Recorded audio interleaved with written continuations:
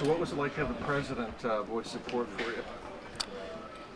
You know, I think it was something that he's someone that also realizes there's many issues that need to be addressed and need changing in this country. And I think a lot of the initial shock of what the protest was about and the kind of significance of that was lost in the action, and the message wasn't really addressed. And I think that was great that he came out and supported the message that we do need to make changes in these areas. After the game, you said you were going to step forward with the, I guess, the cause or your efforts. In what way have you done that since then, and what way do you plan to do it? I continue to talk with and meet with, different activists, different leaders in the communities around the nation that I've had a lot of conversations with about how to address this issue practically and with reasonable solutions that we feel can be implemented, whether it's legislation or in the communities, to make sure that these changes are happening. Who have you talked to? I don't want to talk specifics about that. I want to make sure the people I'm talking to are comfortable with that before I address something like that. But I've talked to many people that are on the same page and working towards the same goal. Jeremy Lane of the Seahawks had said the other day that you had reached out to him in some way. I'm not sure exactly how, but do you get the impression or feeling there'll be more players in the coming weeks taking action like this? I think it's something that there's a lot of players that really feel the same way. They're just nervous about consequences that come along with it, and a lot of them have families to feed, and I think that's a tragic situation where players aren't comfortable speaking what's really on their mind and what's right because they're afraid of consequences that come along with it, and that's not an ideal environment for anybody. And I think that also speaks to the oppression and culture that we have here, where if you don't fall in line, then we're going to get you out. Chip, have you talked to him about this ever? Have you guys ever discussed this, or you just have an understanding kind of? No, we haven't discussed this, but I've seen comments he's made, and I think it's something everyone realizes, that these issues need to be addressed. But when I'm here and I'm working with Chip, we're focused on football, and we still have games to try to win. We still have things to get better at. Jordan just said he thought the team's gotten closer since this has happened. Have you sensed that as well? Most definitely. I think there's been a lot of open conversations, a lot more conversations going on in general. And I think ultimately this team and this locker room have gotten a lot closer because of the gaining of understanding of individuals. One more thing about the president. He said this has been messy at times. Any thoughts about his characterization that it's been messy at times? Well, I think that characterization is,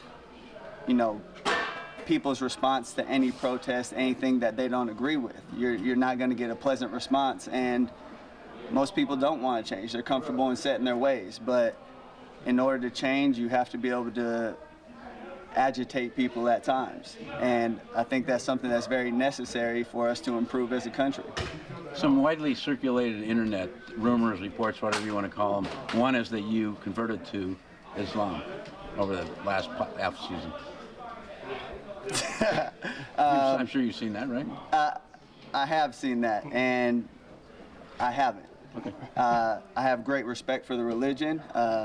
Know a lot of people that are Muslim and are phenomenal people, but I think that comes along with people's fear of this protest as well as Islamophobia in this country. People are terrified of them to the point where Trump wants to ban all Muslims from coming here, which is ridiculous. That's something your girlfriend has talked about too, Islamophobia, I think. And has she had any impact on your interest in speaking out, addressing the issues, and using your platform? The impact is just conversations we constantly have. This is an open discussion that I have with many people, not just my woman. And she is Muslim. Her family's Muslim. I have great respect for them. I have great respect for people's right to believe what they want to believe. And I don't think anybody should be prosecuted or judged based on what their beliefs are. Colin, your game's on Monday, but would you have had any qualms of kneeling on September 11th? No.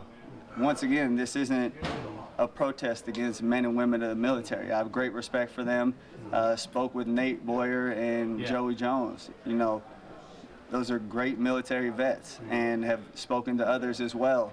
But people are getting lost in what the true message is, and don't want to address what it really is and address those issues. And that's really the problem. I wish people would be as outraged about the murders that are happening in the street as they are about a protest. Colin, got a football question for you. For the backup, how'd you take the news, and how do you get back on the field? I have to wait my time and work. I mean, I've been in this position before. Last time I was in this position, I ended up in a Super Bowl. So I continue to work and prepare for when that next opportunity comes.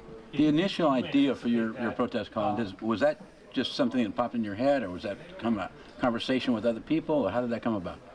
No, it was just something I didn't agree with what the flag was representing at this time.